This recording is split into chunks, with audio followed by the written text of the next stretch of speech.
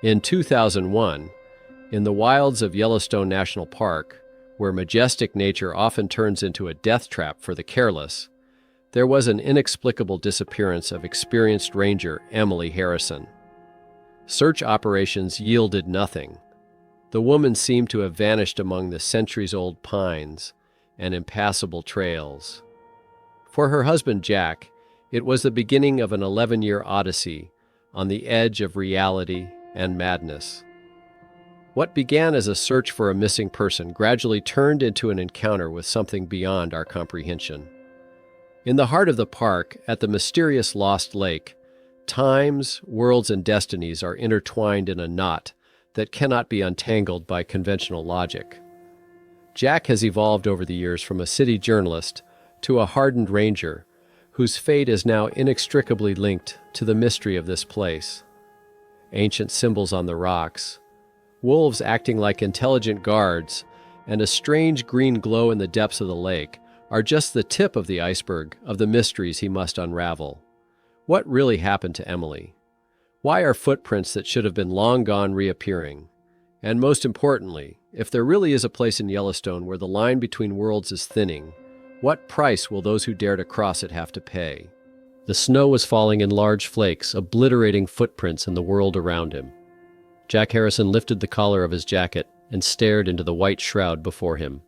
The Lost Lake lay still, a dark mirror framed by snow-covered fir trees. For 15 years he had avoided this place. 15 years Emily's old compass had tugged at his jacket pocket, a reminder of a broken promise. Chief Ranger Tom Mackenzie stood behind him, silently watching his colleague. He was sure there was nothing here and never had been, but Jack remained deaf to his words.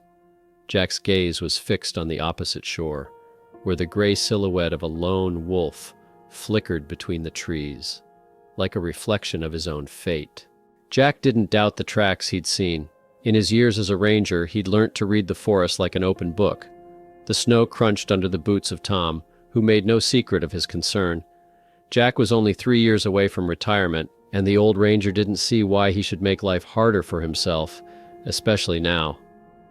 Clutching the compass in his pocket, Jack felt the arrow quiver, as if pointing to something beyond the lake, deep in the forest where, even on clear days, sunlight barely penetrated the dense canopy of trees. Deep inside, he knew he had to get to the truth. The cold chilled him to the bone, but it was not the cause of the shiver that ran through Jack's body.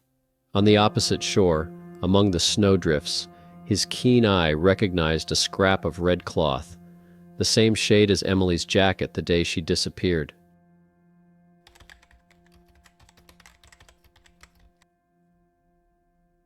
Station Master Michael Baker studied the CV with undisguised skepticism.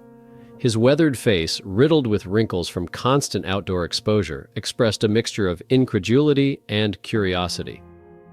A journalist in the Rangers, that thought alone seemed absurd to him. Jack Harrison kept a straight face, trying to project a confidence he didn't really feel. He explained that he knew these places, that he'd written numerous articles about Yellowstone, studied its geography and ecosystem. But it was clear from the look in Baker's eyes that he saw the difference between writing about the park and actually working in it. Baker frankly warned of the reality of the service. In the park, people die from the cold, from encounters with wild animals, and fall into geysers. Every day, rangers encounter tourists who underestimate the dangers of the wilderness. Jack clenched his fists. The questions about death had struck a nerve, but he was firm in his decision. His training had been thorough: fire control, first aid, orienteering, everything he needed for the job. There was a note in Jack's personnel file that the chief didn't fail to mention. His wife had gone missing here in the park just 3 months ago. Baker had known Emily personally and spoke with unexpected warmth about her professionalism. She was one of the best rangers he'd ever worked with. When asked if Jack thought he could find her, or at least what was left of her, Harrison lied, looking out the window where crows circled over the tops of the pines. He said he just wanted to be helpful, but his eyes gave away his true intentions. Baker gave him a 3-month probationary period and assigned him to work with Tom Mackenzie, a veteran of the service who was to show the newcomer the ins and outs of the job. Before letting Jack go, his boss warned him that in Yellowstone, the park takes more than it gives, and not everyone finds what they're looking for. But Jack's decision had already been made. The autumn wind was driving yellow leaves across the ground when Jack first went out on patrol with Tom Mackenzie. The experienced ranger walked measuredly, as if measuring the ground with a special yardstick known only to him. He didn't waste words, but what he said stuck in his memory. Tom explained that you can't think you know the park. It changes every day, every season. He warned that you should always assume the worst from tourists and be prepared for their mistakes. And most importantly, don't get attached. Not to places, not to people, not to animals, not to your own illusions.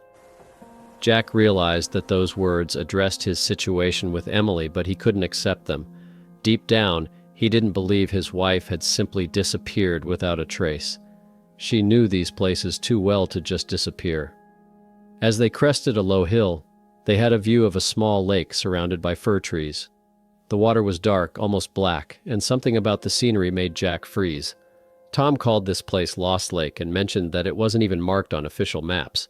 The lake was deep, too deep for its size. Jack felt a chill run down his spine. Emily had mentioned this lake in her stories.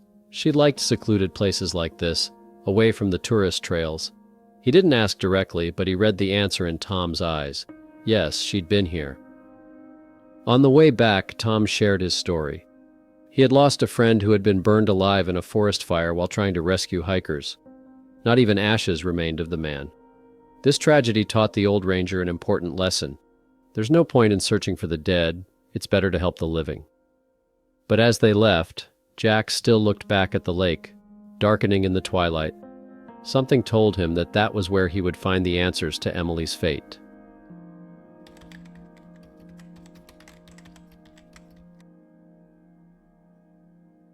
Two years in Yellowstone had changed Jack Harrison into a different man. The city gloss was gone, giving way to hardened skin and calloused hands. Eyes that had once assessed the world through the prism of journalistic curiosity now peered into the woods with the experienced wariness of a predator. He had learned to read tracks, predict the weather from clouds, and tell time without a watch. Yellowstone was slowly accepting him, allowing him to touch its secrets. The July heat dried the grass and turned the coniferous forest into a powder keg. Lightning struck a lone pine on the western slope, and the fire began to spread rapidly. Jack was closest to the fire. Flames climbed up the trunks of the trees, leaping from branch to branch like living creatures. The smoke made breathing difficult, and the heat burned the face even from a distance. On a hiking trail half a mile from the fire was a group of schoolchildren with two teachers. Jack had less than an hour to get them to safety. As he made his way through the undergrowth, he remembered Tom's lessons. In a fire, it's important not to panic, to move perpendicular to the fire front, to use natural obstacles. The wind was changing, and with it the direction of the flames. Jack felt the fire chasing him, cutting off his escape route. He found the group on the observation deck. The children, about 15 teenagers, were excitedly taking pictures of the smoke on the horizon, not realizing the danger. The teachers looked confused. Jack quickly explained the situation and the evacuation route. The northern trail would take them to the river where transport was waiting. But as the group set off, Jack noticed one boy was missing. The teacher explained in a panic that he had gone into the woods just for a minute. Through the growing roar of the flames, Jack could hear a faint scream somewhere to the east. The fire was spreading faster than expected. Turning the group over to the oncoming rangers, Jack rushed to find them. His lungs burned from the smoke, his eyes watering. He moved toward the sound, which grew fainter and fainter. He found the boy, about 14 years old, by a fallen tree with a twisted leg. The panic in the child's eyes was replaced by relief at the sight of the ranger. Jack threw him on his back and rushed back to the trail, but the path was already cut off by a wall of fire. At that moment, something clicked in Jack's mind. Journalistic memory brought out a map of the area he had studied for an article 3 years ago. Heading strictly north through the ravine, one could come to a small canyon, protected from the fire by rocks. Using his compass, the same one that had belonged to Emily, Jack crested the ridge and saw a narrow crevice below.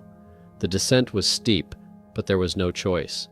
By the time they reached the bottom, flames were overhead, flitting from tree to tree.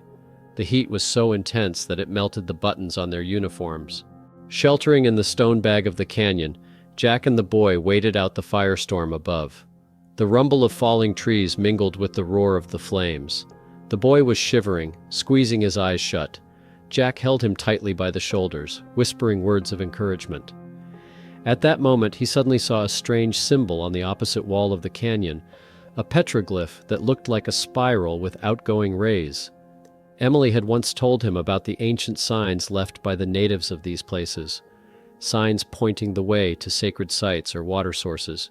6 hours later, a search party found them. The fire had destroyed nearly 2,000 acres of forest, but had avoided the canyon, as if the ancient symbol had indeed protected them. When the fire was completely extinguished, Tom Mackenzie found Jack at the broken camp of the rescuers. "You broke every protocol," pronounced the chief ranger, holding out a flask of water. "But you saved a boy." In his eyes, Jack saw something resembling respect for the first time. That night, looking up at the stars through the gaps in the smoky trees, Jack pulled Emily's compass from his pocket. The arrow pointed stubbornly north to where Lost Lake lay a dozen miles away. For the first time in his 2 years in the park, he had a feeling he was on the right track.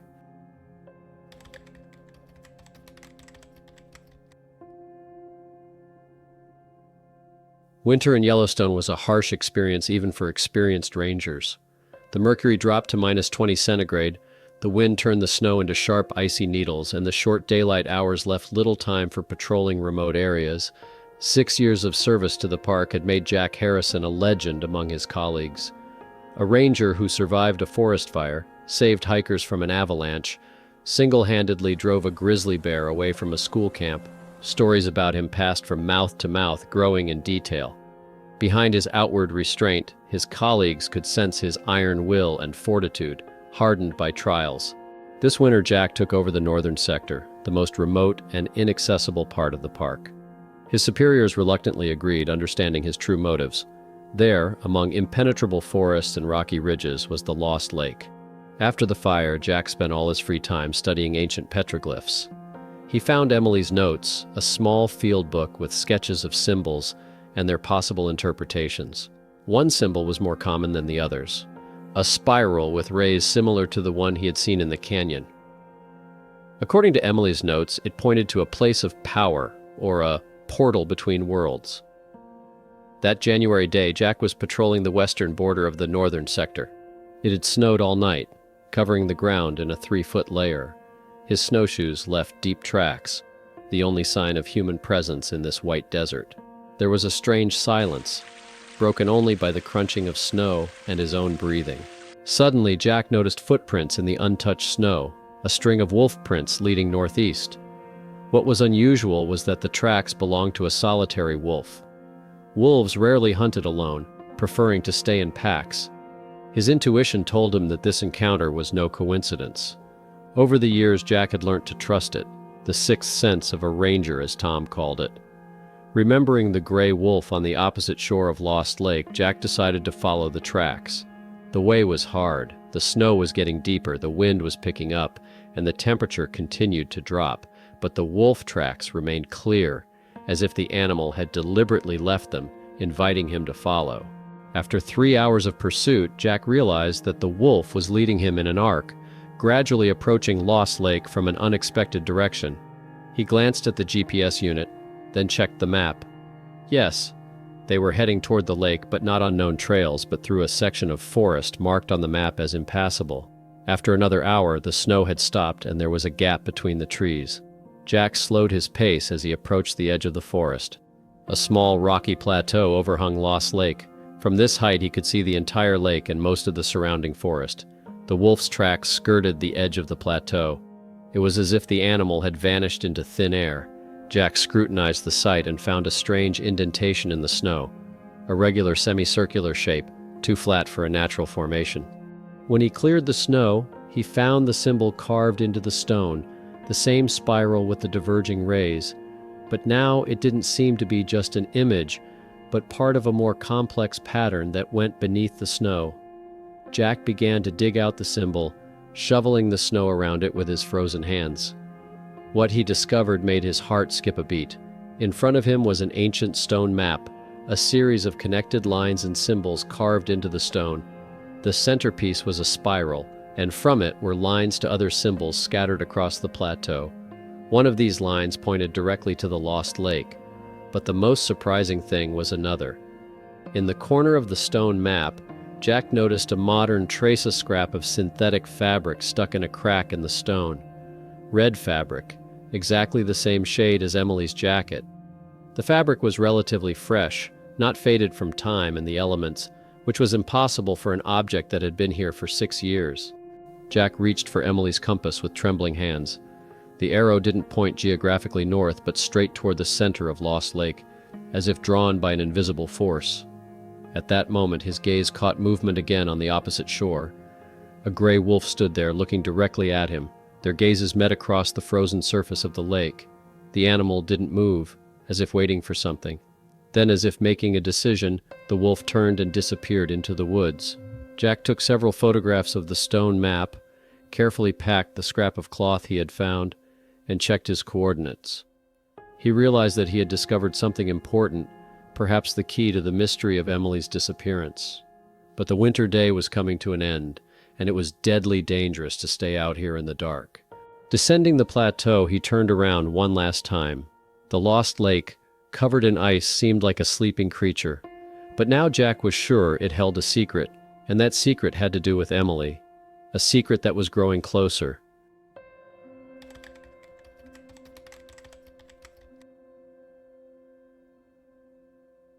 Five years had passed since the day Jack had discovered the stone map and the scrap of red cloth. 5 years of searching without success. He had examined every symbol on the map, checking Emily's notes against ancient Native American legends. He interviewed old-timers, studied park incident reports, combed through archives, but each time the trail ended like a river running underground.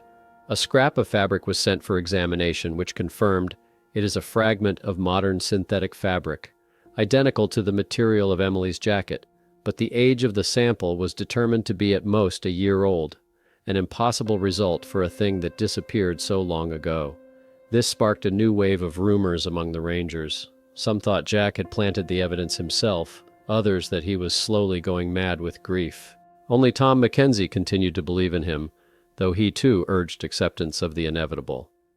"Sometimes Yellowstone doesn't return its captives," said the old ranger, whose face had more wrinkles from the years and winds. The spring of 2012 was unusually warm and early. Snow in the mountains began melting as early as March, causing flooding in the lowlands. Rivers overflowed their banks, eroding roads and trails. Old trees collapsed into the water, and overflowing reservoirs threatened to burst dams. The park was temporarily closed to the public, and rangers were working non-stop, monitoring water levels and clearing debris. Jack had just returned from a week's patrol and was about to rest when there was a knock on his door. Tom stood on the doorstep, wet from the rain, a look of concern in his eyes. "The Lost Lake," he said without preamble. "It's changing." That same evening, they set out in an SUV loaded with gear for extreme conditions.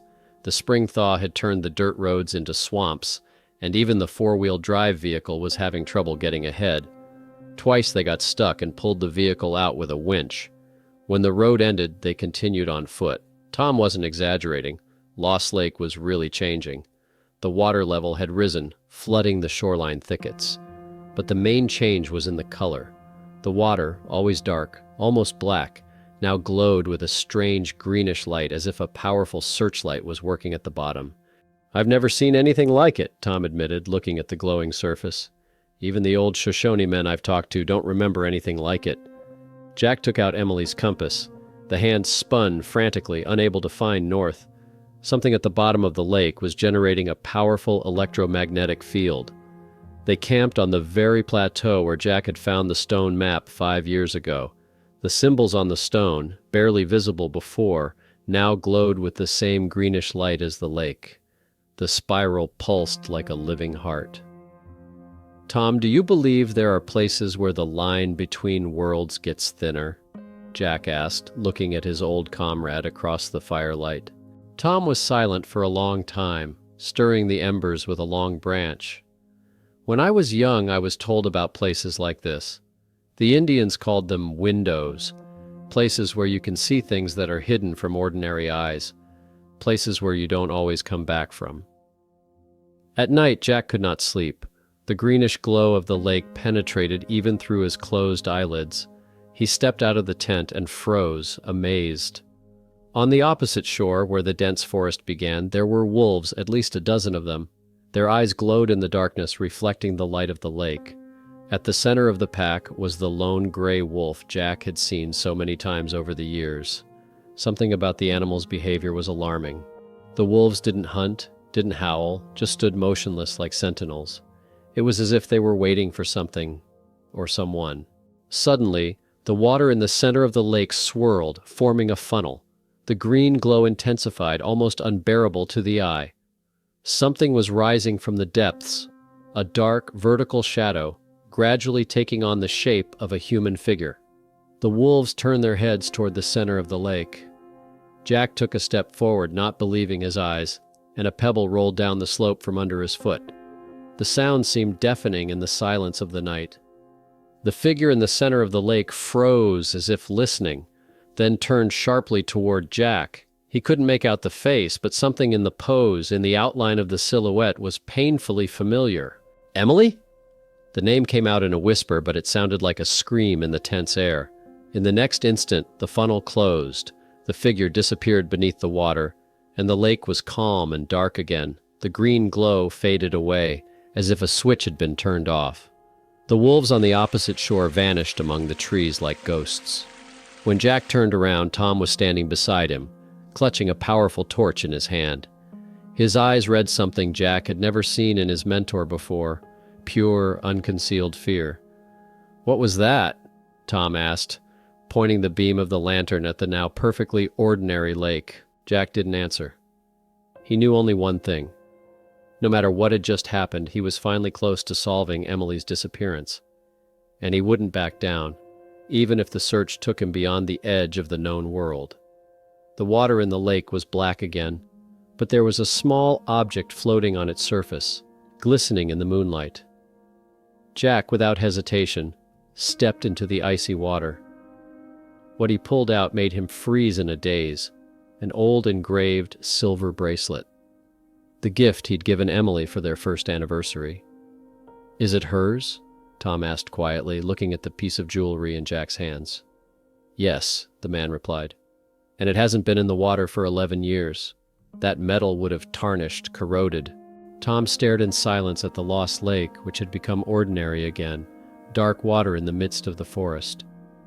"What now?" he finally uttered. Jack clenched the bracelet in his fist. "Now I wait." Deep inside, he knew.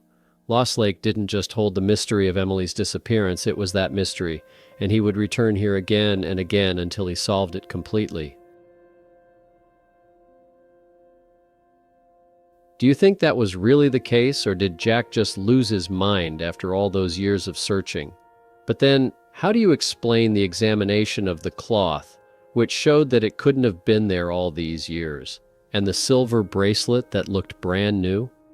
Could it be that Lost Lake really does hide a portal to another world, and Emily has been there all this time trying to find her way back? Or maybe the wolves have something to do with her disappearance.